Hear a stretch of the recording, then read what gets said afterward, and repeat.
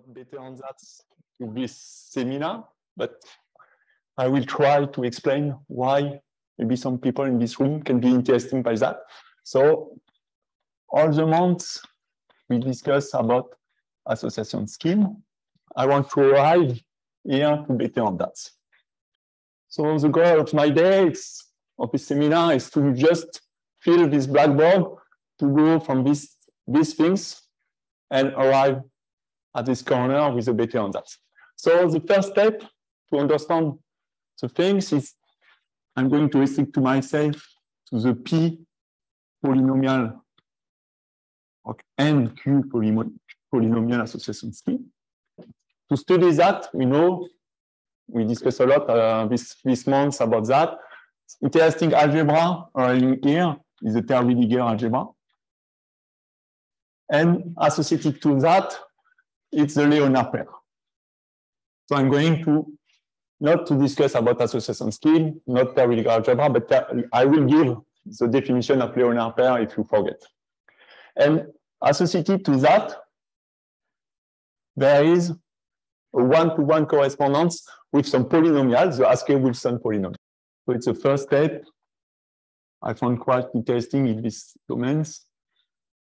It's really that is special functions appearing in a lot of places in physics, in mathematics, and we have a correspondence with the Leonard pairs. And from that, from the Aske-Wilson polynomial or Leonard pair, I will define what I call the Heun operators. So I will give you also a definition of that. And these operators now appear at a lot of places, at different places, and very different places. So the first time they appear, it's in time and boundary dating problem. At this time, they don't recognize these operators appearing here as an operator, but it becomes later. But okay, the first times. Now we use it a lot to study entropy, and more precisely, the entanglement entropy. Discuss about that. And it appears in two other places, in some very mathematical place, concerning the missing label in representation theory. So that is really a problem of representation theory. So we have, for example, for SO3, SO3 inside SO3, you have some operators which is missing, and we can recognize that like an operators. And the last things I want to mention is integrable systems, and more precisely, quantum integrable systems. So that is studied a lot. I come from this community, and we study quantum mechanics with some properties with the Hamiltonians. And Bethe ansatz arrive here. So we are at the end of the blackboard. So Bethe ansatz is methods introduced in these fields to solve and to get the eigenvalues and the eigenspace of some Hamiltonians. And we will see in some case, these Hamiltonians is an Heun operators, and I can give the eigenvalues of the Heun operators in this case using the Bethe ansatz. So the plan of the talk is just recall or give the definitions of the Leonard pairs, then define the Heun operators. And I must choose, I want to choose some example where he appears, and I choose the entropy. And at the end, I will explain you the methods in a very simple example, just to give you some feeling of how he works the Bethe ansatz. Yeah. So, one. So what is the Leonard pairs? So sorry for the people we are previously on some courses. So I take two operators. So usually it's called A and A star. Here I will call H and X because of the following. It's a pair of linear operators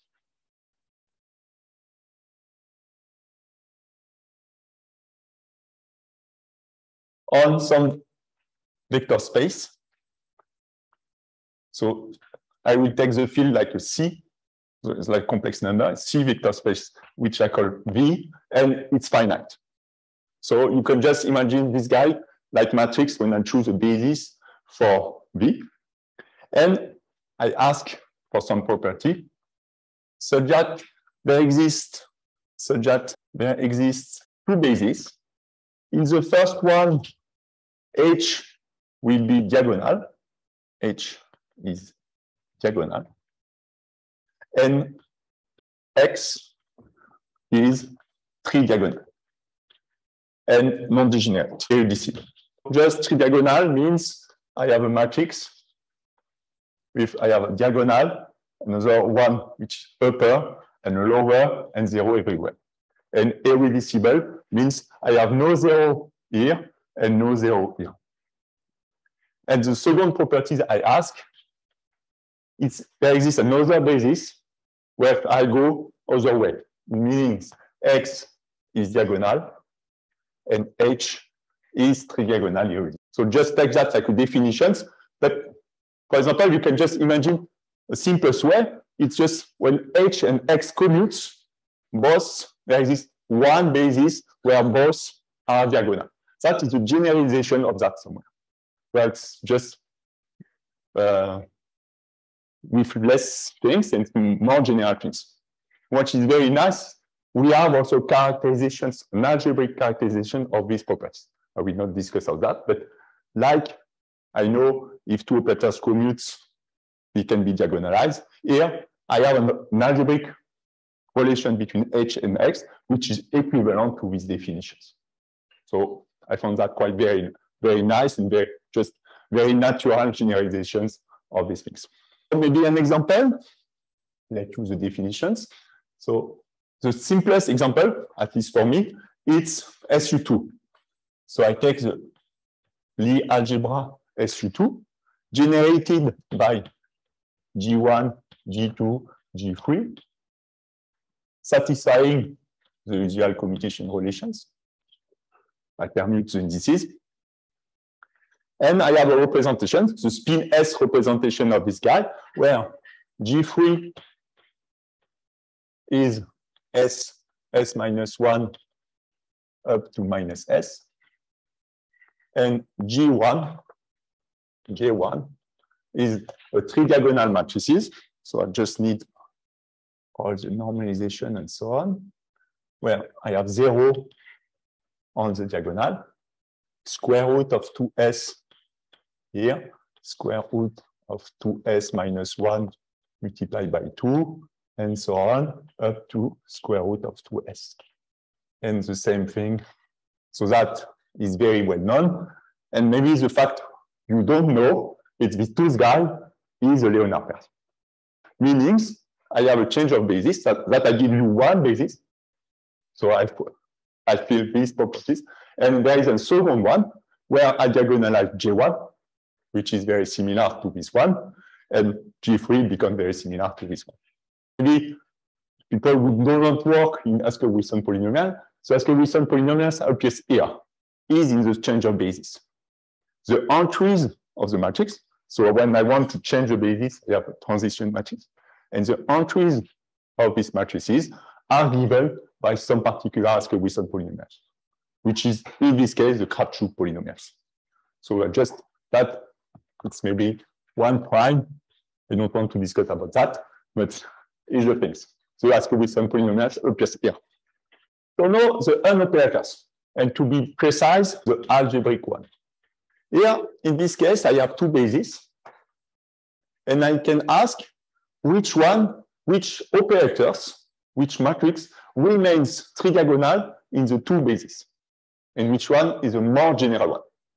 So Paul answered to these questions, make a theorem, saying this guy is generated just by X, the identity, H, X, the anti-commutators X and H, and the commutator HX.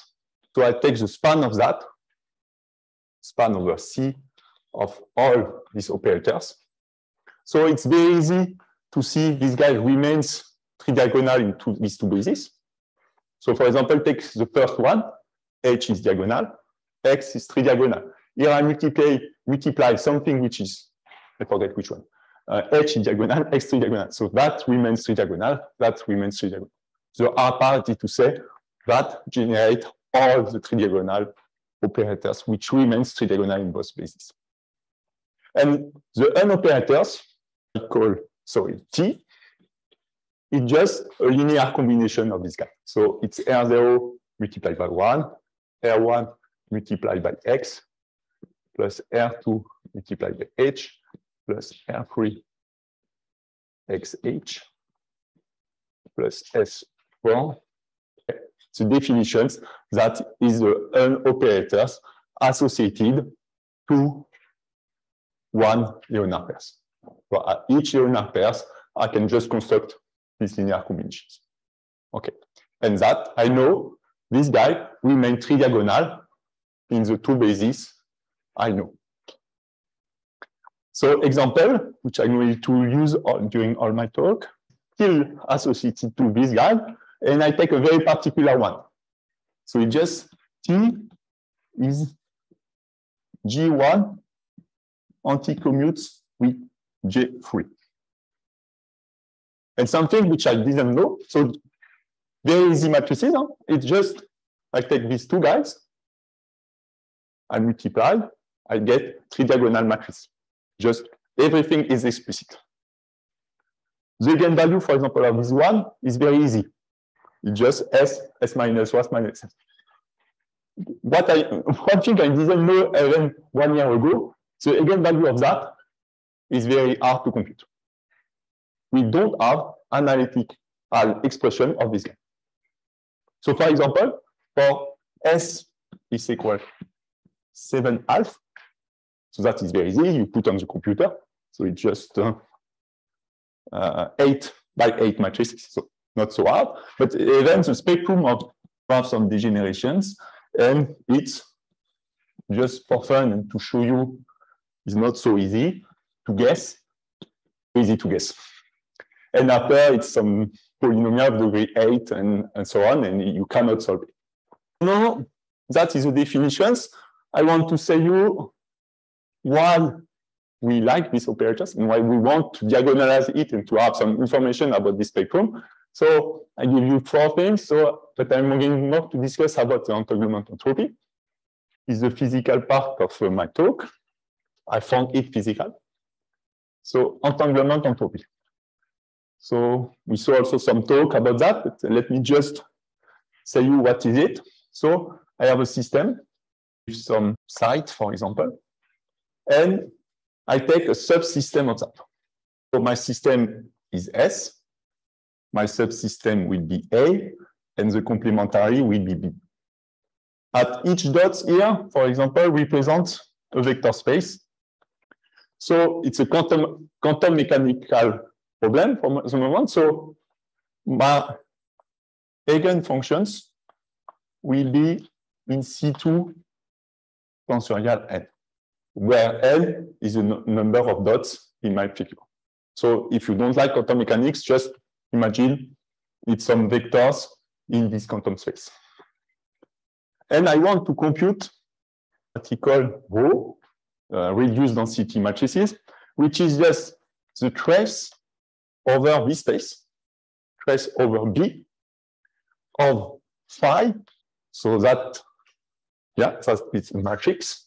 So the column vectors multiplied by your line vectors, it's a matrix. And I trace over the space which is here, which I showed previously. And what I want to compute is S, which is the trace over the remaining space, A, of rho ln of rho. And that is called in physics entanglement entropy. So it's important to know all my two systems is entangled. So you don't like physics, I think you can understand the maths, and the people who know physics, I think they know all this stuff. This one doesn't move, okay. So it's okay. So now that is very generic. So I'm going just to choose one vector. It's linked to one vector, to one system, and so on. So I'll give you what type of system I look for and what type of vectors I look for. So for the choice of the systems, so here I will discuss about the system S, or if I want, my vector space. And that I will study what we call free fermions. What are free fermions? It's something just generated by some operators, Ci, and which satisfy, and Cj dagger satisfy these relations. So I have some operators where I go from 1 to big N. And it's a way just to label my element of vector space. I have C, N1, C dagger, and L acting on some vectors 0 that, how do I say that? All these type of vectors span C2 tensorial N. So where N1 and L are some increasing number. If you never see some fermions, maybe it's hard to follow, but it's just a way to span this vector space. Now, why I do that? It's more to choose my space. So to choose a state, it must be a particular state for my physical problem. So I must choose to have my physical systems. It will be characterized by some Hamiltonians. So Hamiltonians is just some matrix if you want, and I look for a particular state for this Hamiltonian. So what are I need to give you the Hamiltonians of the systems? These operators here. C2, where I put this guy in some vector 9, my matrix H. So you see now again my H of my Leonard pairs. So that is a matrix n plus 1 by n plus 1. And a column. I always forget where I put the dagger.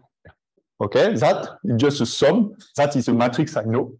And I just multiply a bra multiplied by column. In part A, you had the labels of the C going from 1 to N. Now you have a C0. Ah. You're happy with that? No, I'm not.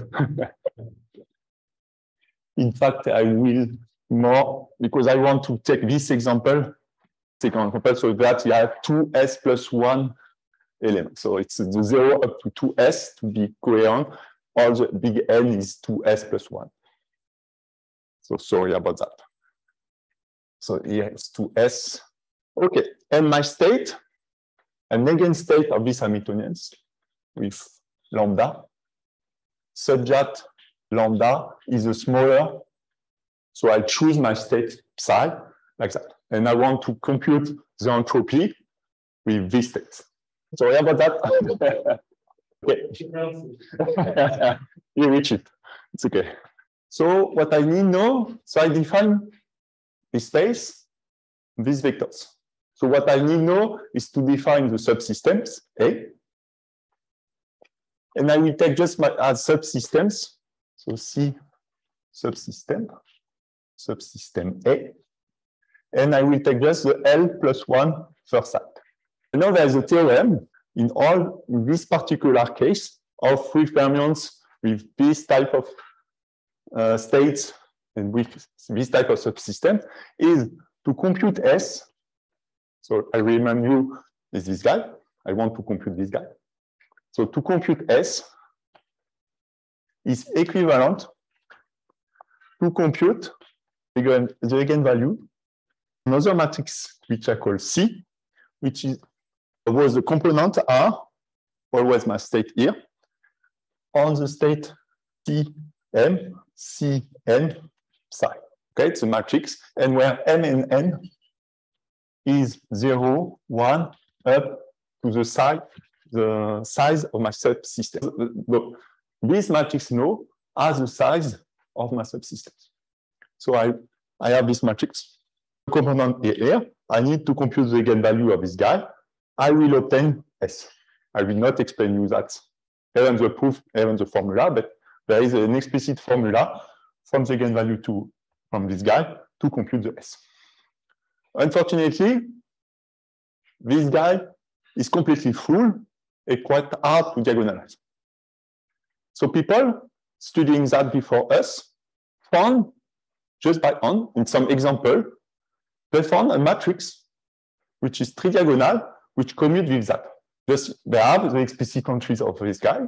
And okay, they ask, okay, there is a matrix which commute with that. They put on the computer, they work hard, and they found a matrix. And they are quite happy. They say, okay, nice. I have a tridiagonal matrix. I diagonalize this one, which is simpler. And so the eigenvectors of this tridiagonal matrix acting on this C will give me the eigenvalue of C. And I compute my entropy. And what we realized before it is that we see in the example they choose the H, which is here. I'm not sure everybody sees it, but the H, which is here, is a part of Leonard pairs.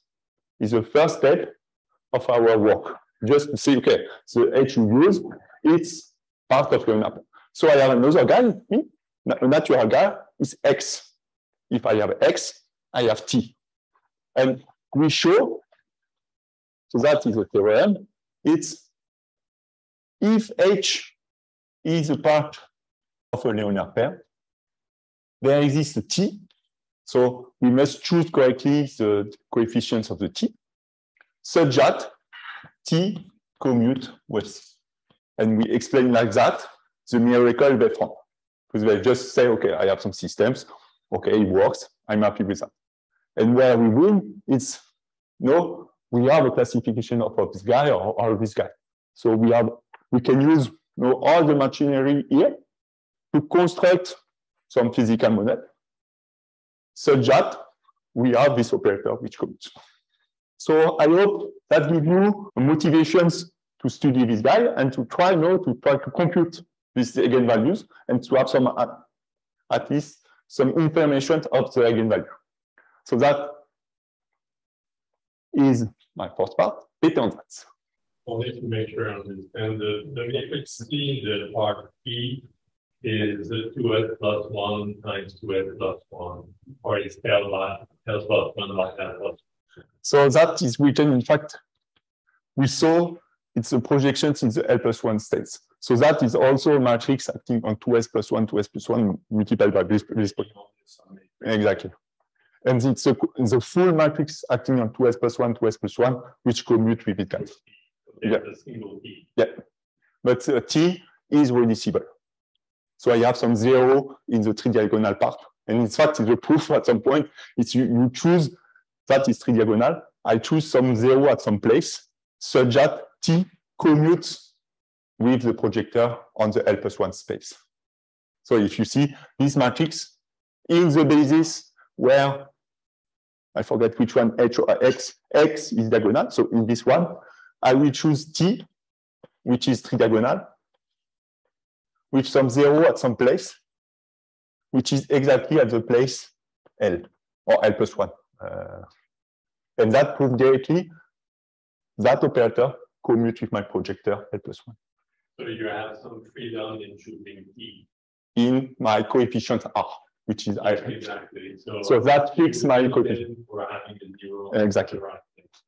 And in fact, so I can give you the proof. You started P1, P2, P1. So that, in fact, these things can be written like that, where P1 is the projections in the space of the L plus 1 first sites. And pi2 is the projections in the momentum. You see, I feel where I feel that, and the ground state will be a Fermi C. And this one is diagonal in some basis. And this one is diagonal in the other basis. So I choose one basis to prove that for P1, and I choose the other basis to prove that, which commutes with pi2.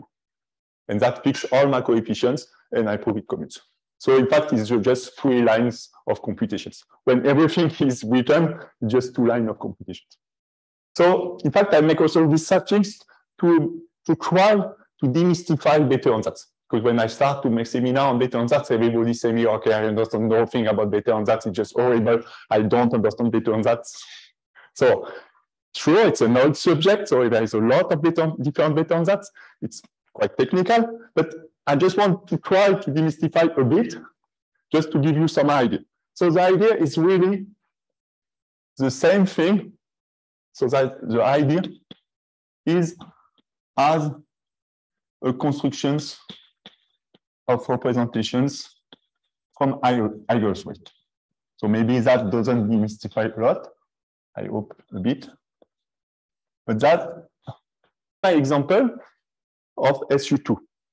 What does this mean? That means there is a vectors which is called 0. For example, I don't want to call 0 because I previous 0 is 0. So that imagine is the vectors. J3, the one of SU2, I ask on this vector like that, diagonally. And I ask one more thing. So J plus. J plus on E naught is equal to 0. And we know, that is a very old result, that allows me to construct all the representations, the finite irreducible representation of SU2, when I choose S like an half integral. And how to construct these representations is just I take the J minus. Sorry, I don't define J plus and J minus. J plus minus, just J1 plus or minus A, J2. I take this operator J minus. I add n times on the vector E0. And, okay, I define like that, like another vectors. And now it's very easy, just by using commutation relation of SU2 to get all the representation. So just knowing J3, J minus is minus J minus. So that is just my commutation relations of SU2. Just from that, which is the definitions, and from that, I can just these two lines of computations, J3 on En, I don't want to make mistake, is S minus N En. So that is really construction of SU2. Better on that, it's just that. Maybe you don't believe me, but it's just commutation relation is just a bit more complicated. I want to propose you to take the Bethe ansatz, to diagonalize, to try to diagonalize my operators I previously gave you, J1, J3. So, how to do that? So the first step, the vector is the same. The vector E naught will be the same. It's just the creation operators will be more complicated. Okay? This guy here must be a bit more complicated just to construct the vectors, which diagonalize this guy. So I need to introduce some notations, but not, it's an operator depending on the parameters. I introduce a new parameter x, which is an abstract parameter. And I just say it's tangent to x of my operator J3. Not so complicated. S plus minus depend of the subparameter x and of some integer n, which is 1 cos 2x j plus minus plus j3 minus n plus 1 half. Okay, that you must believe me, it's a good operators deal with it. Okay, you can ask me why, but that will take me 2 hours, but it's take these operators. This guy satisfies very nice relations. For example, S minus x of n, S minus y of n plus 1, S minus y comma n, S minus x n plus 1. Okay, very easy to prove. There's nothing hidden around the. You take these things, you take the commutation relation of SU2, you prove it. You have, I can give you one more if you just to show you a bit more relations, is minus 2 sinus 2x sinus x plus y sinus x minus y s minus y n minus s minus x n. So that you must compare. So I check the same name. These relations, for example, with this one. So S3 with S minus give you some S minus with my new parameters and so on. This guy must be compared to the fact with J minus commute with J minus. Okay, that means just, you see, you keep the n like the same thing and you just flip the x and the y. And you have more. And something also nice is that with that is equivalent to SU2. It's a very hard way toward the definition relation of SU2. But why not? And now, I need one more thing. I need the guy I want to diagonalize. I want to diagonalize this guy. So I want to diagonal toward this guy in terms of my new operators here. And that is called in quantum integrable systems. So I use this name, transfer matrix. T, but that takes like a definition of this guy. T of x, depending of n, is cosinus 2x S3x squared plus 1/2 S plus x n plus 1 S minus x n plus 1 plus 1/2 S plus S minus, sorry, x n S plus x n minus 1/4. Okay, again, one more definition. Sorry about that. But something nice. No, all those things work like my little a. In the sense, first thing to notice is T x when n is equal to 0. So it's a particular one of this one. Maybe one comment. For the people who know SU2, you must recognize the Casimir of SU2 here. So it's not so strange. Maybe if you don't never see that, it seems strange, but that is really S3 square, S plus S minus plus S minus S plus is the Casimir of SU2, where I put some x and some n at some place. So not so strange things. And Tx of naught, which is nice, is exactly J1 plus J3 plus something, 1 cos 2x, but just the Casimir of SU2. That's a plus or a comma? A comma. And that is the Casimir of the real Casimir of SU2. Casimir element of SU2. So if I succeed to diagonalize this guy, I diagonalize my operators I want to. Okay? And now I want to construct, so I am here. J3 plays the role of my transfer matrix. So now I need to give you how I construct my vectors. My vectors En. Okay? And that is called the Bethe vectors. And is given by B by why I need B S minus, sorry. S minus Z1 of 1 S Z 2S plus 1 2S plus 1 acting on the vector E naught. Here I forget the minus. And that you must understand this guy like this one. More complicated, but why not? So, and now, like I show you here with 3 dots, using the commutation relations just between G3 and G minus, I get the eigenvalues of G3. No, I just use commutation relation of S3, S plus, S minus with the S minus to find the eigenvalue of my T. So, like here, I will put 3 dots. It's quite, yeah, you must work with it, but it's not so complicated.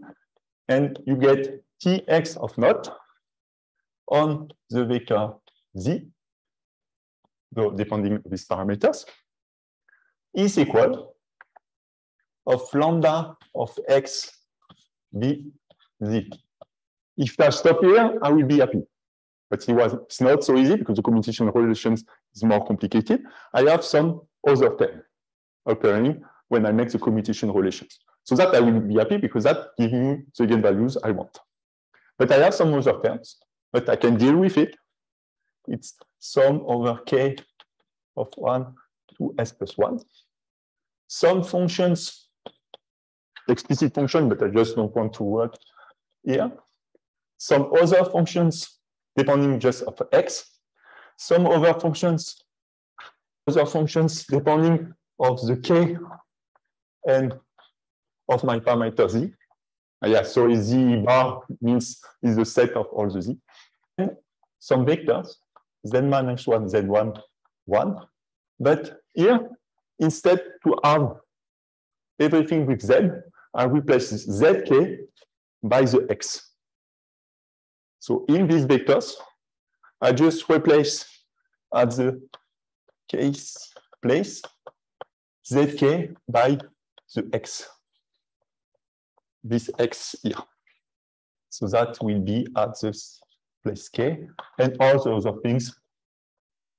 So I am happy with that. In fact, yes. Why? Because the only things I need to say is I want an eigenvalue. So I want these things vanish. And where is the magical trick? It's this guy doesn't depend on the x. So I can just say I want to find the z such that this guy is 0. So I ask for that. So I have 2s plus 1 equations on this z. So I found the z such that that is 0. I get an eigenvectors and eigenvalue for my problems. And I will stop here. Thank you. Is there any question for Nicolas? I have a question, maybe. Porter? Yes. I just want to make sure, I think I understand. You have two operators, C, the big C, which you wrote at some point as the product of pi 1, pi 2, pi 1. Remember, you had written... This one? No, earlier. It was earlier. You have an operator C that you wrote C. Move the blackboard. It might be in the background. No, I think it went away. I think C, it went away. Here, this one? No. Pi 1, pi 2, pi 1. Ah, okay. The correlation matrix. Yes. Okay. Yeah. Okay. And then you find an operator T for Thomas, that is tridiagonal. Right? Yes. Commutes with C. Yeah. I'm trying to understand the connection with time and band limiting. Yes. So the operator T is, in your case, the analog of the prolate spheroidal wave function. Exactly. Yeah, exactly the same thing. And yeah. C is the analog of the integral operator with the sinc kernel, right? Yes. Sine of x divided by x. Okay. Exactly. Okay. Yeah, it's exactly you take differential operator instead of matrix on all these things, and it's exactly the same story. Yeah. Before you wrote C as the product of pi 1, pi 2, pi 1, you had a matrix T, this big matrix that was tridiagonal, and you wanted to make one element in the diagonal equal to 0. Yeah.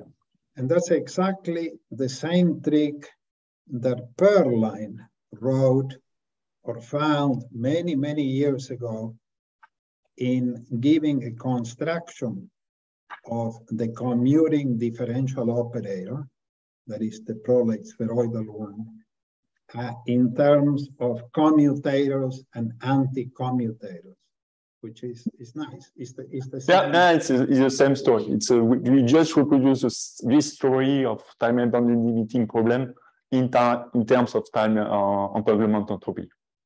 Very good. It's the same story. Yeah. Thank you.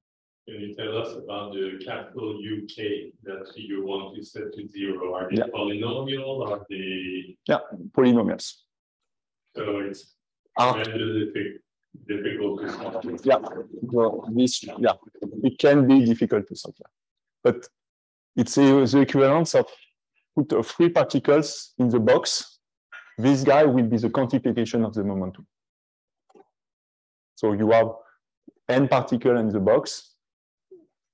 You have quantification of the momentum, which you can solve.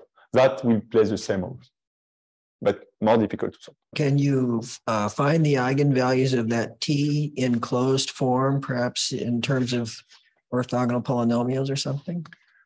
It's an hope, but we don't believe that. Normally that, Bethe ansatz, like Ivan asked, it's difficult to solve.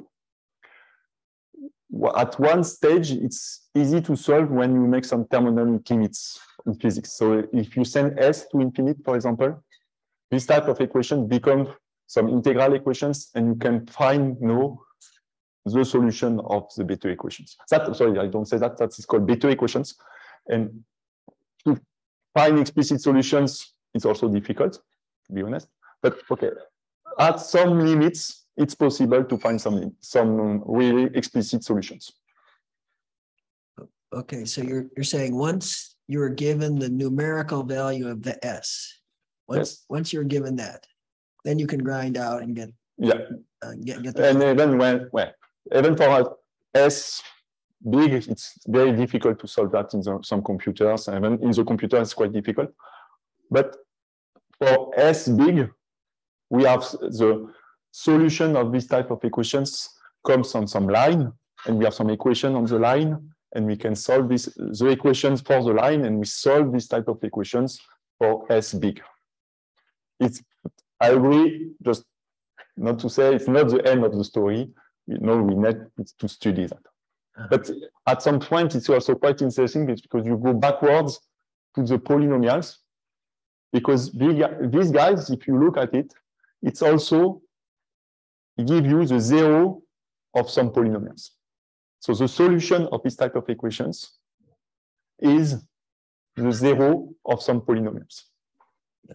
So for example, take Jacobi, Laguerre, I forget, but it's some equations. If you look for the 0 of this polynomial, you get some equations which is very similar to this one. So to be honest, I don't know which side will help us. Maybe it's the Bethe equation we solve the polynomial, or maybe the polynomial help us for the Bethe equation. Here I show you like that, because it's all I understand the problem and where I introduce the Bethe equations. But maybe no, it's because I recognize here Bethe ansatz. Maybe it's the polynomial which is going to help me for the Bethe ansatz. And to be honest, I don't know on what side I'm going to go. So are you saying that the determination of the z hat where z bar, the UK z bar is 0, does that amount to finding the roots of some high degree polynomial? Yeah. That's the type of problem that it is? It's really, I can give you the most simpler example. It's not this one, but similar equations. This UK can be really similar to this type of equations. Sum over I. That's for any K. So you're trying to solve that. That is really the UK. It's some example of UK appearing in Bethe ansatz. And that it's the 0, if you solve that, is the 0 of I think Jacobi, maybe I make a mistake. It's some polynomial in the Haskell scheme. The zero of that satisfies this equation. Once you find those ZIs, then can you write down the eigenvalues of the T in as some kind of rational functions in the ZIs? Yeah, because you see, it's really the ZI, it's really the S minus is defined just here. I had some cosinus of things, but it's just here. So you just replace the solutions in this guy. That is a matrix you know. And okay, and it's the vectors V, it's just written like that. One more question. So you were working with this example, the T, which is this anti-commutator. If you replace that by some more general plane operator, so just let's just say arbitrary linear combinator, just arbitrary R's, R0, R1, R2, then can you do this sort of? So for the moment, what is solved is Haskell-Wilson generic. So I start from the Leonard pair associated to Haskell-Wilson, the polynomial of Haskell-Wilson, with the 5 parameters that is solved. K-algebra, it's been solved at this moment with my student. Lie algebra is done. I can do for the 5 parameters at this moment. I can do that. For the moment, there's 2 missing things: is Banaito and Anne. We don't succeed in doing that. Okay, I see. I didn't, because the hard point is here is to guess the good things. And for the moment, we don't succeed in guessing the good things for Anne and Banaito. But the most general case. Yeah, but the limits doesn't work. When I do that, you have some rational function which appears where the parameters at the bottom of the rational on the denominators and go to infinite. If I take Haskell-Wilson, I cannot take just the limit of Haskell-Wilson to get Raka. Most general case, what I would call the Q-Raka case, or the Haskell-Wilson case, is that published already? Yeah, that is Pascal and Rodrigo, but not written like that because I tried to make Bethe on that simple. I hope it's working, and because people from quantum integrable system use other machinery with R matrix, RK relation, and so on. So for the people which doesn't use to that, it's more complicated to understand. But Pascal and Rodrigo Pimenta do it for Haskell-Wilson. But it's more in the framework of quantum integrable systems. Well, I do appreciate your extremely clear talk. I thank you. Thank you.